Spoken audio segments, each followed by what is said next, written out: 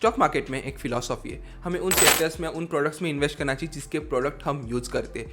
But there is one industry जिसके हम product बचपन से यूज़ करते आ रहे हैं और शायद अंत तक यूज़ करते रहेंगे, but this industry is not talked about much. The industry name is paper industry. आज पेपर हर जगह पे, from packaging to tissue paper to our studies, everywhere paper is used, but it's not talk about. This industry is not talked about. Finance influencers ले लो या news channel ले लो, कोई इस पर्टिकुलर इंडस्ट्री के बारे में बात नहीं करता। But you know what, this paper stocks has given a tremendous return. Like JK Papers has given 26% returns. Andhra Paper ने 36% रिटर्न दिए एक महीने में, and West Coast Paper Mills ने तो 56% रिटर्न दे दिए एक महीने में। So what has gone really right for this paper stocks? इतने ज़्यादा रिटर्न्स क्यों मिल रहे? In this video we will find out. ये वीडियो 3 पार्ट्स में डिवाइडेड है। द फर्स्ट पार्ट, इतने ज़्यादा रिटर्न क्यों मिले। द सेकेंड पार्ट, कि आगे जाके इतने अच्छे रिटर्न मिलेंगे, basically what are the growth factors. And the third and the most important part, भाई कुछ तो थ्रेट होगा, कुछ तो खराब जा सकता है इस इंडस्ट्री में।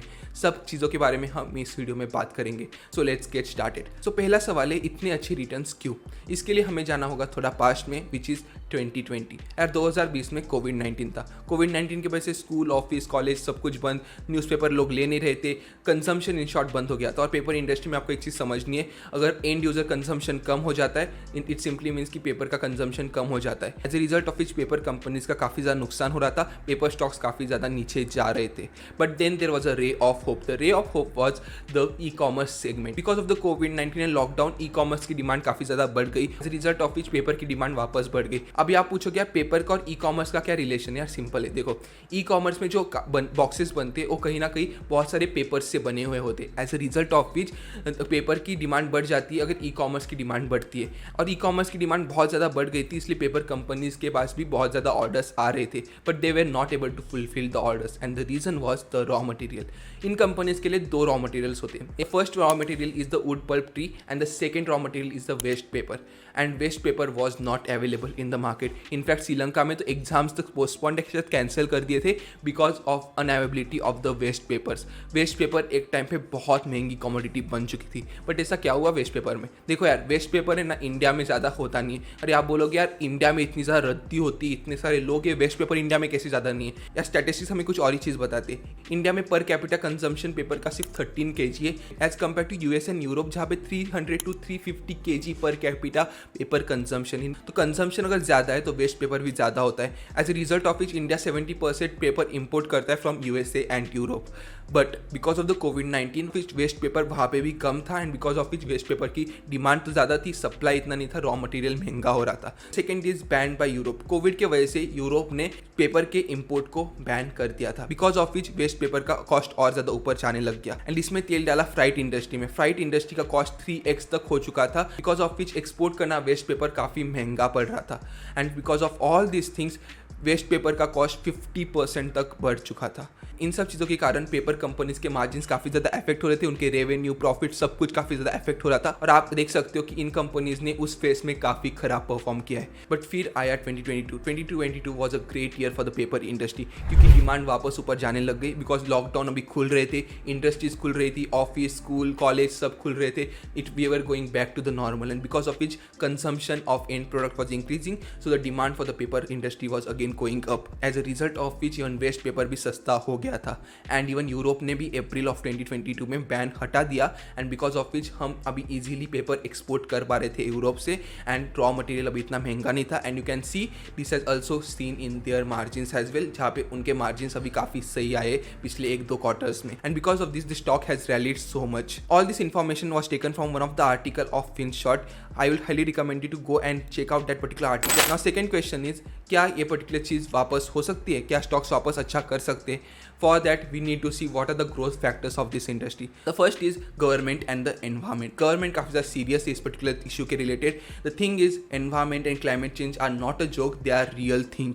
And governments भी काफ़ी सारे steps ले रहे हैं और काफ़ी सारे rules ला रहे हैं। उसमें से एक rule लागू हो चुका है on July 1st 2022. इस rule के according जो भी low quality plastic है उसका use नहीं होना चाहिए। क्वालिटी प्लास्टिक मतलब जो थैली हो गई, जो पॉलीथीन की थैली होती है वो हो गई, एट द सेम टाइम जो ग्लास होते प्लास्टिक के, जो स्पून्स होते प्लास्टिक के, नाइफ्स होते प्लास्टिक के, प्लेट्स होते प्लास्टिक के, ये सब चीज़ें बैन हो गई। इनफैक्ट जो प्लास्टिक स्ट्रॉ होता है that is also not allowed. So ये सब चीज़ें ऑफिशियली तो बैन हो गई। As a result of which big food companies, in fact बहुत सारे रेस्टोरेंट्स, बहुत सारे जो ठेला लगाते वो सब लोग अभी पेपर यूज़ करेंगे। तो पेपर की डिमांड इसके वजह से ऊपर जा सकती है, इस इंडस्ट्री में पेपर की डिमांड ऊपर जा सकती है। The second factor is education industry. India में 54% population is less than 25 years of as.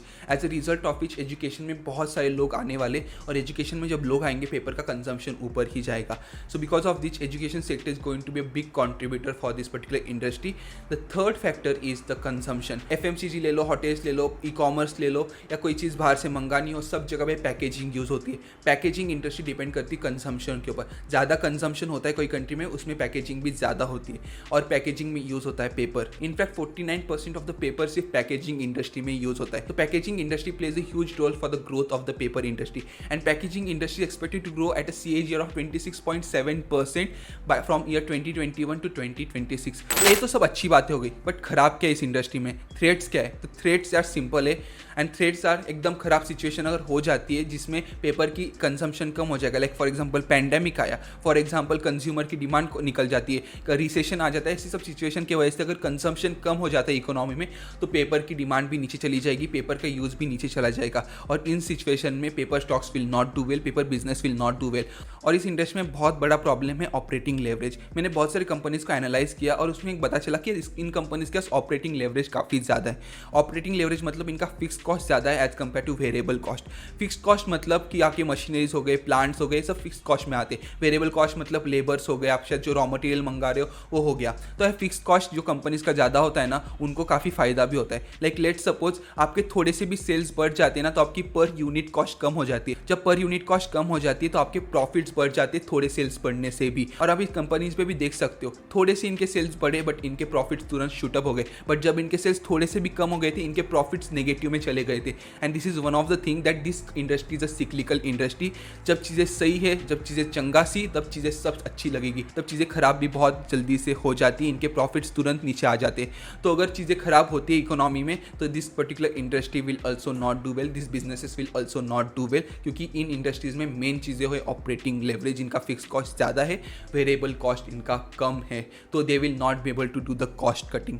तो ये फैक्टर आपको याद जरूर रखना है। Third and the final risk is the raw material cost. अगर रॉ मटेरियल का कॉस्ट इंक्रीज हो जाता है, सप्लाई चेन का कॉस्ट इंक्रीज हो जाता है, बिकॉज 70% वेस्ट पेपर हम एक्सपोर्ट करते हैं। तो जब अगर सप्लाई चेन में कोई प्रॉब्लम आ जाता है, फ्राइट इंडस्ट्री का कॉस्ट ऊपर चले जाता है, रॉ मटेरियल का कॉस्ट ऊपर चले जाता है, इन कंपनीज के मार्जिन तुरंत इफेक्ट होने भी लग जाएंगे। This was it from my side. If you like the video, like it, subscribe to my channel and share with your friends, and meet you in the next one. Bye bye.